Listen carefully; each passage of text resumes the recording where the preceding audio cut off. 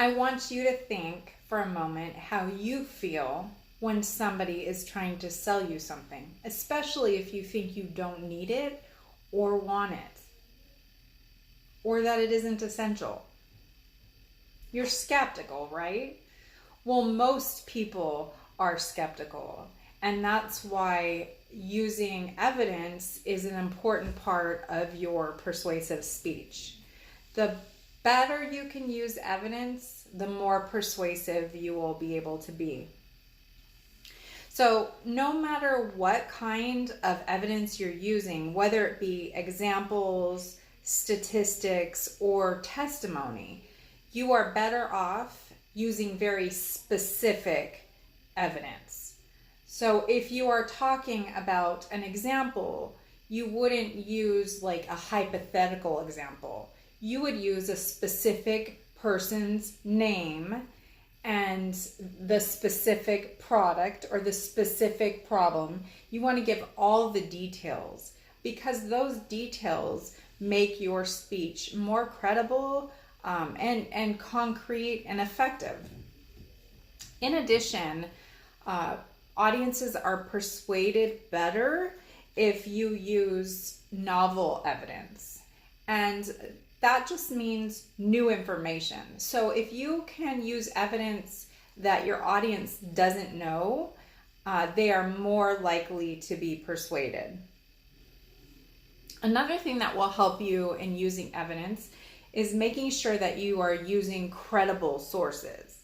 And this kind of goes back into our last week when we went over research and common sources and credibility of sources and so on and so forth.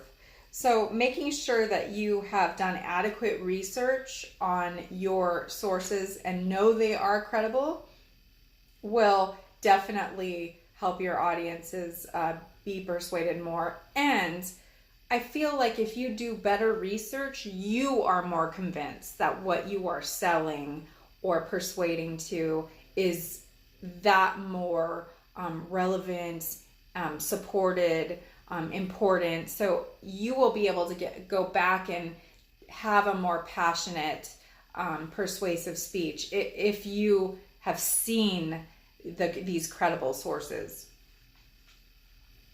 You want to make sure that you make clear your point that you are using the evidence for. A lot of times people will kind of miss that step of connecting this statistic and then finish it off with, that's why this is relevant. I know for me personally, I have to watch that with my own speaking.